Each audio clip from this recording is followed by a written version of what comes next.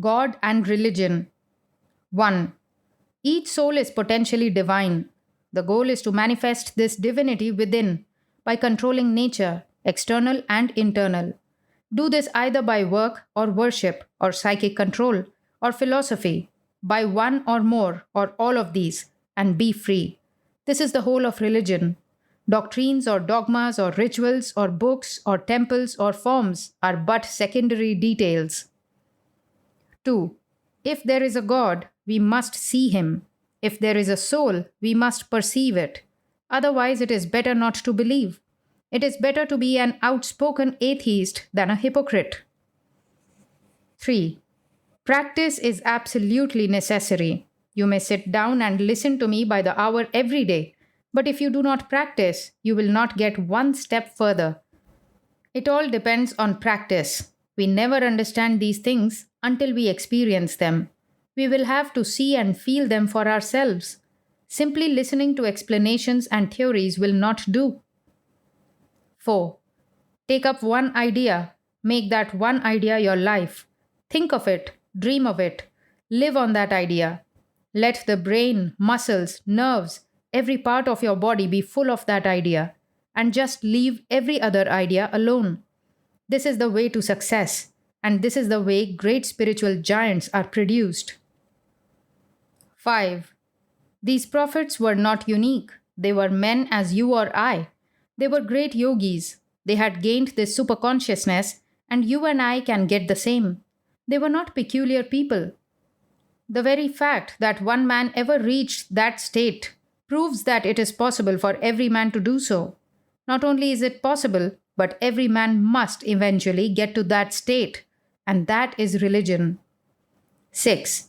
The embodiment of freedom, the master of nature, is what we call God. You cannot deny him. No, because you cannot move or live without the idea of freedom. 7. No life will be a failure. There is no such thing as failure in the universe.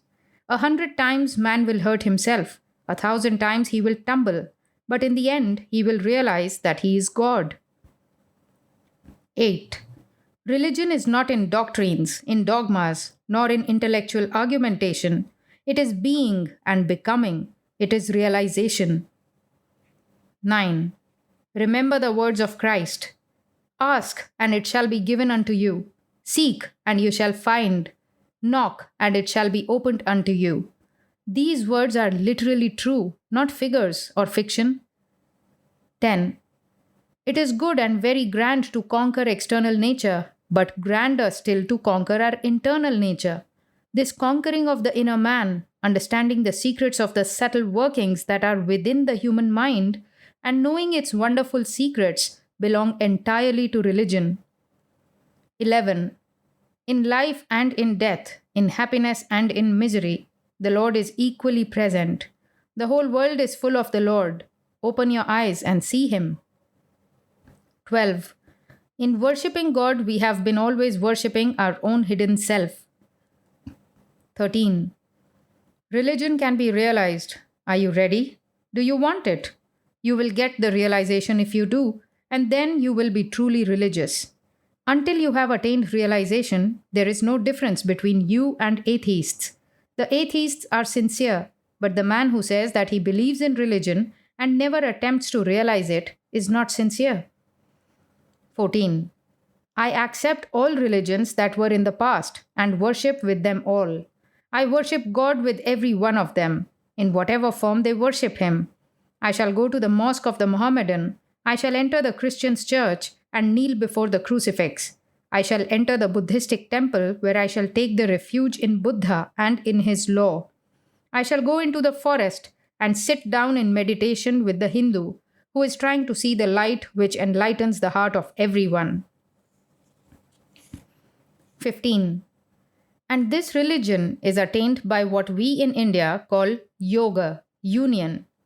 To the worker, it is union between men and the whole of humanity. To the mystic, between his lower and higher self. To the lover, union between himself and the God of love. And to the philosopher, it is the union of all existence. This is what is meant by yoga. 16. Now comes the question. Can religion really accomplish anything? It can.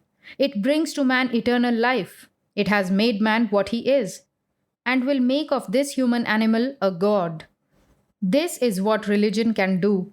Take religion from human society, and what will remain? Nothing but a forest of brutes. 17. Who will help you? You are the help of the universe. What in this universe can help you? Where is the man or the god or the demon to help you? What can prevail over you? You are the God of the universe. Where can you seek for help? Never help came from anywhere but from yourself.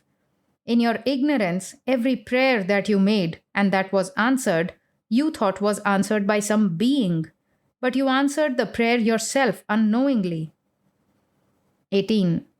In studying books, we are sometimes deluded into thinking that thereby we are being spiritually helped. But if we analyze the effect of the study of books on ourselves, we shall find that at the utmost, it is only our intellect that derives profit from such studies, and not our inner spirit.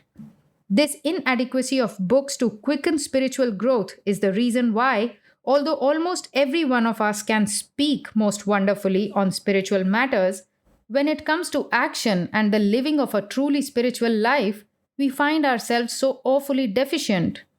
To quicken the spirit, the impulse must come from another soul. 19.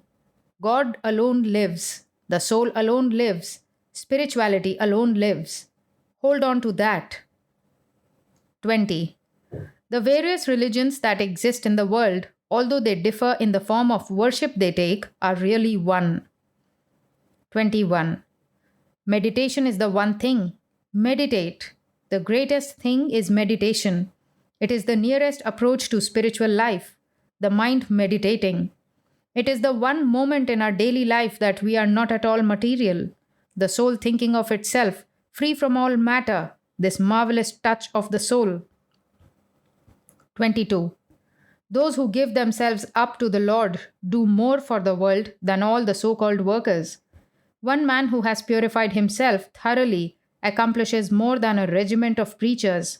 Out of purity and silence comes the word of power. 23. What we need today is to know that there is a God and that we can see and feel Him here and now. 24. There is a vast difference between saying food, food and eating it, between saying water, water and drinking it. So by merely repeating the words God, God, we cannot hope to attain realization. We must strive and practice. 25. Through the terrors of evil, say, my God, my love. Through the pangs of death, say, my God, my love. Through all the evils under the sun, say, my God, my love. Thou art here, I see thee, thou art with me, I feel thee, I am thine, take me. I am not of the world's, but thine. Leave not then me. Do not go for glass beads, leaving the mine of diamonds. This life is a great chance. What seekest thou the pleasures of the world? He is the fountain of all bliss. Seek for the highest, aim at that highest, and you shall reach the highest. 26. We must be bright and cheerful. Long faces do not make religion. Religion should be the most joyful thing in the world because it is the best. 27. Worship everything as God. Every form is His temple. All else is delusion. Always look within, never without. Such is the God that Vedanta preaches, and such is His worship.